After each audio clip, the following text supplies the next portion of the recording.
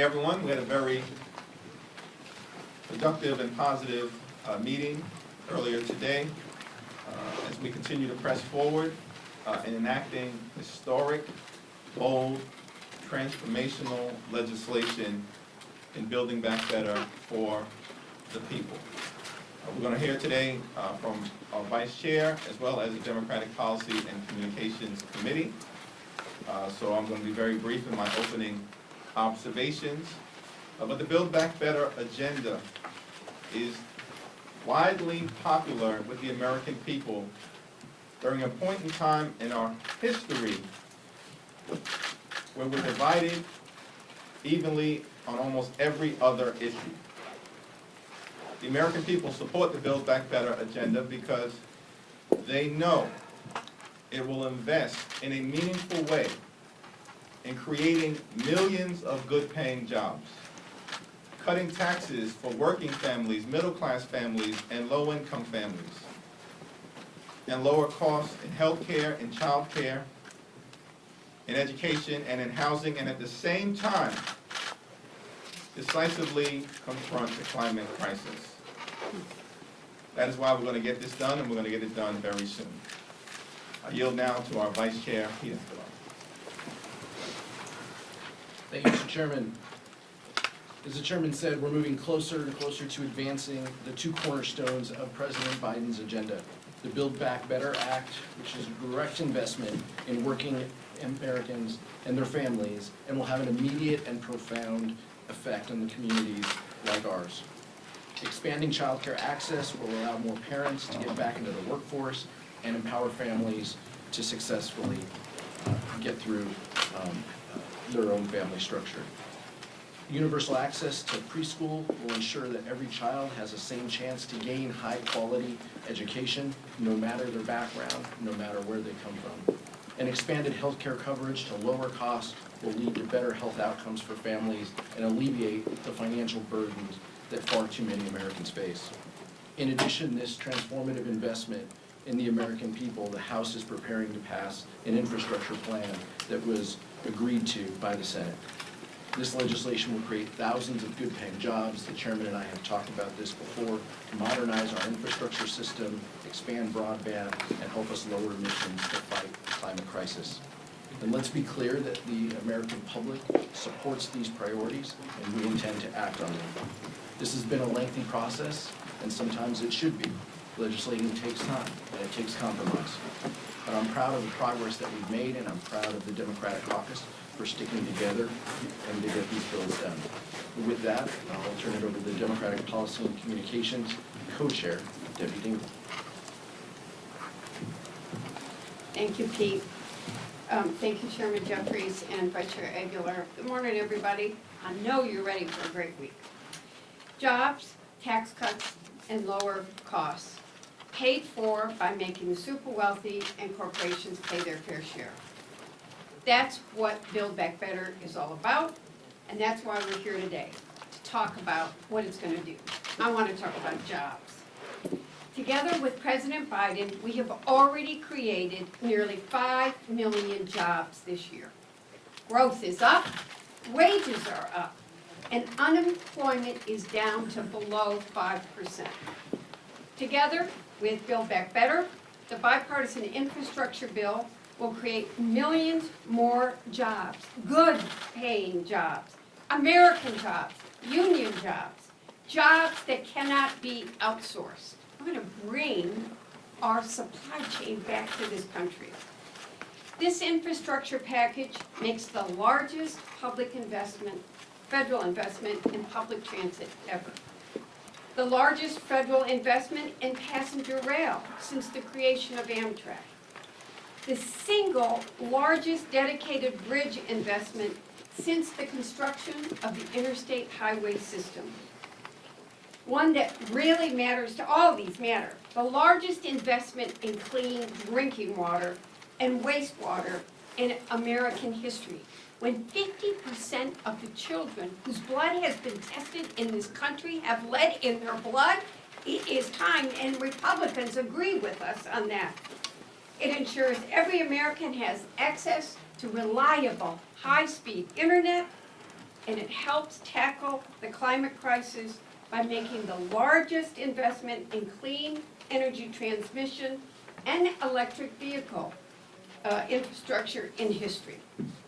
Build Back Better with the infrastructure package will make even more investments in electric vehicles and other clean energy technology to combat climate change while making our economy more competitive. Rebuilding our infrastructure means rebuilding the middle class in America. And it means jobs, jobs, jobs. And with that, I want to turn it over to Co-Chairman Lou. Thank you, Co-Chair Dingo. President Biden's agenda and that of congressional Democrats have three parts: the American Rescue Plan, the infrastructure bill, and the Build Back Better Act. And three of the goals were to recover from the pandemic, create jobs, and lower taxes. As Co-Chair Dingo said, we've created nearly 5 million jobs since January 20th. We've also cut taxes. We have increased dramatically the tax cut for American families with children. And then we sent those payments on a recurring monthly basis in the middle of each month. The Joint Economic Committee, led by Chairman Beyer, has shown that about $19 billion in additional economic growth happens in local jurisdictions every month. No Republicans voted for it. Every Democrat did. And now we're trying to extend this tax cut for families with children in the Build Back Better Act. We also know, when you look at this tax cut, that it helps people get back into the workforce. They can use this money for childcare, to pay for gas, and that's freeing up parents to do what they need to do to take care of their family and re-enter the workforce. We hope Republicans will join us in supporting this tax cut. We also know that the contrast is clear. When Republicans were in control, they raised taxes on middle-class families with their SALT provision, and they decreased taxes for billionaires and wealthy corporations. When Democrats gained control, one of the first things we did in the American Rescue Plan was cut taxes for working families with children. And with that, I'd like to introduce our co-chair, Matt Cartwright. Thanks, Ted, and thank you to our estimable Chairman Hakeem Jeffries for hosting this press conference. You know, it's not just about creating jobs and cutting taxes, it's also about cutting costs, the kinds of costs that keep ordinary Americans up at night, worrying if they can cover them. We're lowering costs with these bills for caring for seniors at home, for covering health care in its entirety, and for taking care of little kids. You take taking care of seniors. People are tied up at home either watching their parents or paying somebody to do it for them.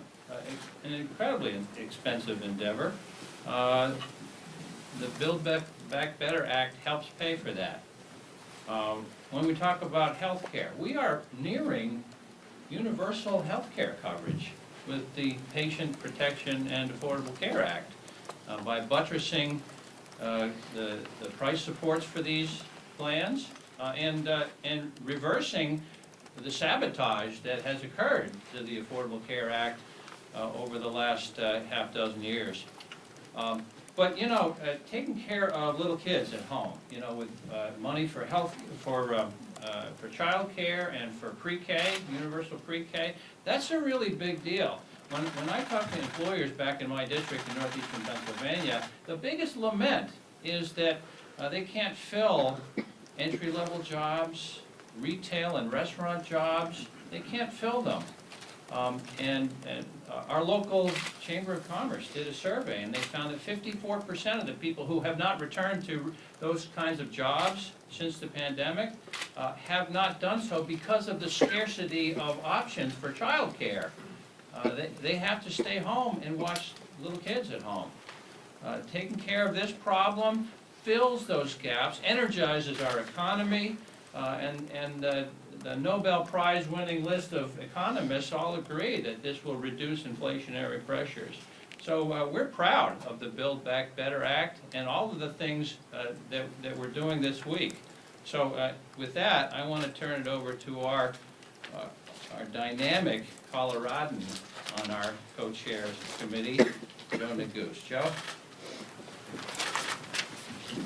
Well, thank you, Matt. And I'd like to close us out really by underscoring the message that you've heard from my fellow co-chairs, from Matt Cartwright, Debbie Dingle, Ted Lieu, and of course, we're grateful to the chairman of our caucus and the vice chairman for their leadership. But it is clear that the House Democratic Caucus is united around the Build Back Better agenda, which really has three core pillars. One, as you heard so astutely from my colleague from Michigan, creating American jobs, rebuilding our infrastructure, and building clean energy technology to combat climate change. Two, as you heard from my colleague from California, Mr. Lieu, rewarding work by cutting taxes for working families. The vast majority of Americans watching this press conference received a tax cut this year as a result of President Biden's leadership and the leadership of House Democrats and Senate Democrats. And as Chairman Jeffries and Representative Lieu both articulated, not a single Republican voted for them. We are lowering costs, the third core pillar of the Build Back Better agenda, as Representative Cartwright explained, ultimately making sure that the costs that keep American families up at night, like health care and child care and home care for aging relatives, are decreased. And we are doing all of this by paying for the investment to make sure that ultra-wealthy and corporations pay their fair share. Now, this is important. No one making less than $400,000 a year will pay a penny more in taxes. In fact, again, as Ted outlined, working families are going to see their taxes cut because Build Back Better rewards work and not wealth. And that contrast is worth repeating. I wasn't here in 2017 when the Republicans controlled Congress and cut taxes for millionaires and billionaires and corporations. But I'm proud to be here now with Democrats in control of Congress as we cut taxes for working families across our country. You know, the president often says this, he said it when he spoke to the caucus last week, that for far too long, this economy has worked great for those at the top, while ultimately hardworking Americans who built this country get cut out of the deal. We are dealing working people back in by building an economy that gives them a fair shot, and we're going to make sure that it's paid for by asking the ultra-wealthy to pay their fair share. So with that, as we turn to questions, I want to turn it back over to someone who has shown extraordinary leadership, in my view, and I think in the view of my fellow co-chairs, in uniting the various ideological views of the Democratic caucus as a family, and that's our chairman, Chairman Jeffries. Thank you, Joe, and thank you to the members of the DPCC for that very thorough and compelling presentation. We'll go here and then we'll alternate both sides. Thank you, Mr. Chair. At this point, can you tell us if you are still expecting a vote this week on the Infrastructure and Build Back Better Act, and can you also elaborate on some of the outstanding issues that need to be resolved? Well, it's my hope that we'll be in a position to be able to vote at some point this week, but the administration has been very clear in terms of deadlines and timelines. Let's work through all of the outstanding issues to get to a place where we can put these bills to a vote, get them over the finish line, and then get these things done for the American people. Our focus at the end of the day is on making sure we create, as the DPCC has outlined, millions of good-paying jobs, that we cut taxes for families with children, and that we lower costs for everyday Americans. I think there's widespread agreement that those are the right things to be doing on behalf of the American people. There's some technical issues that folks are working through with respect to some of the climate provisions and some of the health care provisions, but I believe at the end of the day, we're going to find common ground as we always do. So just to follow up on that, if it does come to the floor this week, the Build Back Better, do you believe that the Progressive Caucus will vote for the bill even without an ironclad commitment for support from Senator Manchin?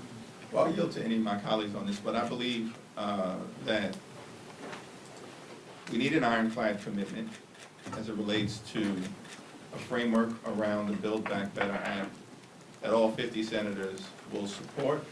I think that's been an understanding as we've proceeded from the very beginning. President Biden has laid that out, Speaker Pelosi has laid that out. I support the notion that we need an ironclad agreement as it relates to all of the provisions of the Build Back Better Act that will be supported by 50 senators. You know? Go back. This side of the room, and then we'll go back to you. Yeah. Is there any further clarity on what will happen with the state and local tax deduction in the package? Will a repeal make it in there? And if so, will it be this option that's been under discussion for repealing the cap for 2 years and then reimposing it out through 2027? Well, I'm not going to comment on any of the particular proposals that have been discussed, other than to reiterate my position that we do need to address the state and local tax deduction issue. As was pointed out by the DPCC, by Ted, one of the things that the Republicans did when they had complete control of government is to cut taxes for the wealthy, the well-off, and the well-connected, and raise taxes on the middle class by obliterating the SALT deduction, and we need to address that. There are some moderates in the House who want a CBO score before they vote on the bill, but it sounds like from what Chairman Yarmouth was saying is that once it's bill text, it would take about 2 weeks for the CBO score. So how quickly do you think the House can realistically vote on the reconciliation bill, and would that screw up the timing of the vote on the infrastructure bill? Well, the CBO score issue did not come up at today's discussion before the caucus. I don't know if anyone had He takes all the tough questions, by the way. Would you like to see a score first, or? And I'm not going to comment on that one way or the other. I have no member has raised this issue with me.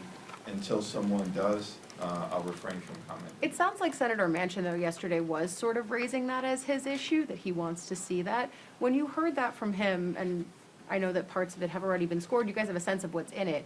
Do you feel like he's still doing this in good faith, or that he's just trying to slow up the process at this point? Because it felt like yesterday y'all were ready to go.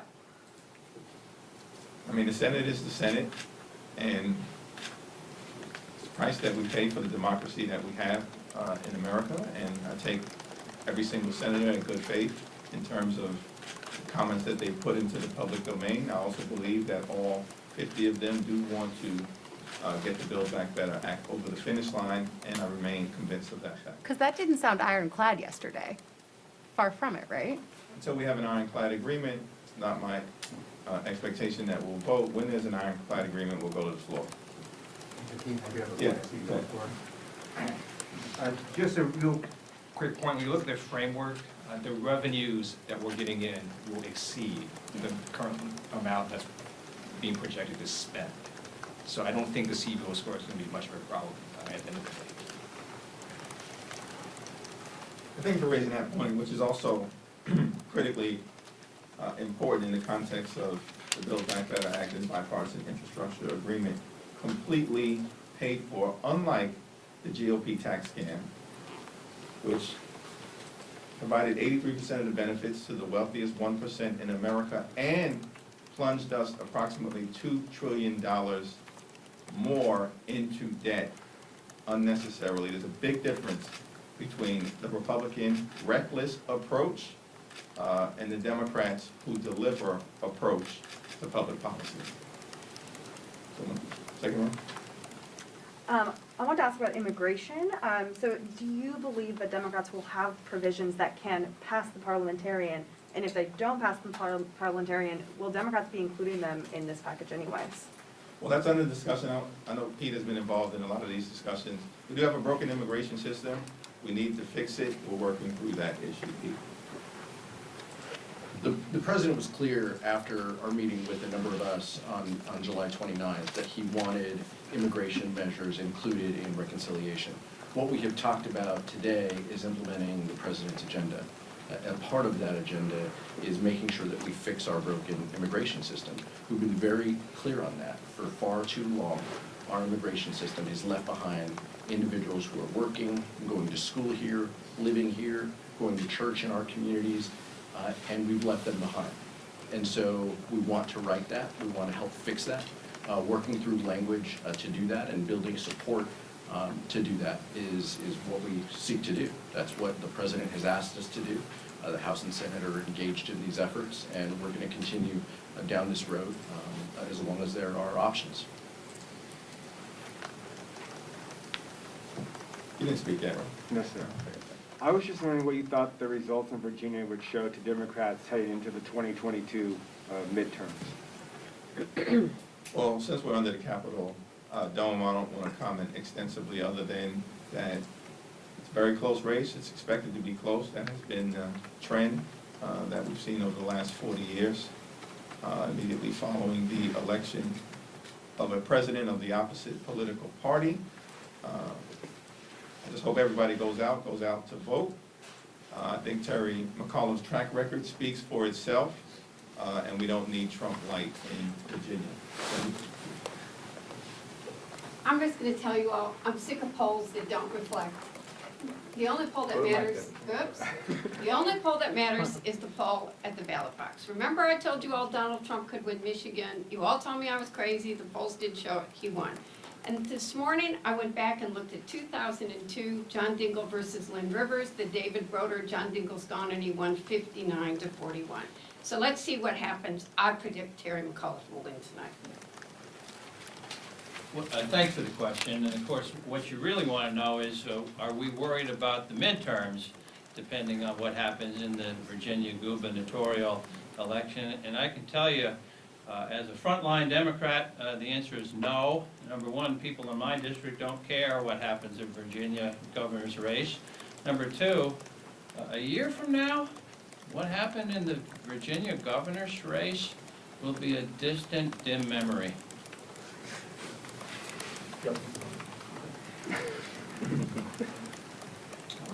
Second row. So two of the most popular provisions of the original Build Back Better, paid leave and drug pricing, seem like they may fall out of this final bill. So I was wondering what the status is of negotiations as to those provisions and whether you have any confidence that they will end up in the final bill. Well, nothing is agreed upon until everything is agreed upon, and certainly as it relates to drug pricing, there are ongoing discussions. I believe there has been meaningful progress made in that area with respect to paid family leave. You know, let's see where some of the senators who have expressed some reticence land. Speaker Pelosi told us 30 minutes ago that the outstanding issues between House Democrats will be resolved by the end of the day. Are you also on that same page? If that is something that Speaker Pelosi has indicated, that is something that I agree with.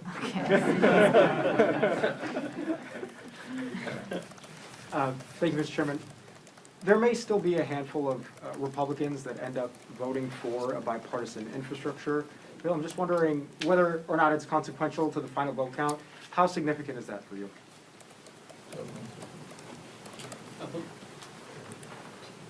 guess I would say that it's no surprise that the bipartisan infrastructure deal has bipartisan support, right? It's a popular bill that ultimately would rebuild our crumbling roads and bridges and fund important projects across the United States, including in my state of Colorado, forestry projects, climate-related provisions, water infrastructure projects. The bill has a whole lot that I think will inure to the benefit of the American people, which is why it attracted over 60 votes in the United States Senate and had Mitch McConnell and Chuck Schumer both voting for it. So we'll see ultimately how many Republicans vote for it here in the House. One would assume that given all of their statements in the past about the need for us to fund infrastructure and the failed efforts by the former president, as you all remember, Infrastructure Week being a regular occurrence for almost 4 years, but very little in terms of substance actually being done, that on this occasion they would step up to the plate and vote in support of what is clearly a bipartisan bill that's going to do a whole lot for the people of their communities. I'd like to jump in there too. You know, if we get 10 or 12 Republicans voting yes on the bipartisan infrastructure deal, that won't be the wonder. The wonder will be what happened to the rest of the Republicans. Don't they care about investing in American infrastructure? Don't we need to make America competitive with Europe and Russia and China? Don't we need to grease the skids for American businesses by beefing up our ports and our railroads and our highways and our bridges. We were handed down a portfolio of infrastructure assets by the greatest generation. Who are we to say we should not invest in these things and beef them up and expand them and make them stronger, to make our nation stronger? That will be the wonder. Why are Republicans voting no on this? You're gonna get some Republicans, this is Debbie Dingle, you all know, some love. Congress means coming together. We need to come together more. We're Americans, and I think everybody behind us. And I think it's sad that Republicans are having their arms broken about not voting for it. I know there's so many things we agree on. We need to remember what the Congress is. Compromise isn't a dirty word, and Congress means coming together. Okay, last question? There's some recent polls that have shown. Sorry, we'll take these two last questions. Sorry. Recent polls showed that a lot of people do not understand that the benefits that they're getting, including the child tax credit, came from the American Rescue Plan. They don't understand that Republicans voted unanimously against it. Assuming that you do get these two bills passed, how are you going to learn from those failures of communication so that people know what you have done? Do you have to recalibrate the messaging strategy here? I have a lot to say on this issue, but this is why we have the Democratic Policy and Communications Committee here, so I'll yield to them. Okay. Sure. They're all lined up. So it'd be great if you could write that. That would be helpful. We do have this tax cut for families with children happening on a recurring basis every month. So middle of this month, the overall majority of American families are going to get another direct deposit into their bank account, cash. And every time this happens, another opportunity for us to message about it. And we have been doing that. We're going to continue to do that. We're also in a really different information ecosystem than we were in even a decade ago. You have some folks, QAnon folks, who believe that JFK is going to magically reappear pretty soon. So that is sort of what we're dealing with. And we do, in part, rely on all of you to convey the truth and actual facts. And if you all want to write about this amazing tax cut for families with children that's been really transformative, that'd be really helpful. I would just add, there's no question of it, I think that the premise of your question is correct, right? The $1.9 trillion American Rescue Plan was transformative for American people and for families across our country. We transitioned fairly quickly from delivering on the American Rescue Plan to working on delivering on infrastructure, because the President and the House Democratic Caucus and the Senate Democratic Caucus are very serious about delivering for the American people. And of course, have then transitioned into the work on Build Back Better. Most of the coverage right now, and for the better part of the last few months, has been on process, which of course makes sense because we are engaged in a complex legislative process to get these bills across the finish line. But that, in some respects, obfuscates away from the substance of these incredibly important, consequential pieces of legislation that will have lasting impact on the American people and American families. And I suspect that once the process has concluded, you will see our communicators, our best communicators, House Democratic Caucus has some of the best communicators in the country on public policy, out there in lockstep, talking about the various ways in which these bills, as I said, inure to the benefit of the American people. And ultimately, I believe the American people will listen. The pattern over the last 30 years has been that Democratic presidents inherit an economic disaster, and then we have to meet the urgency of the moment to turn things around for the American people.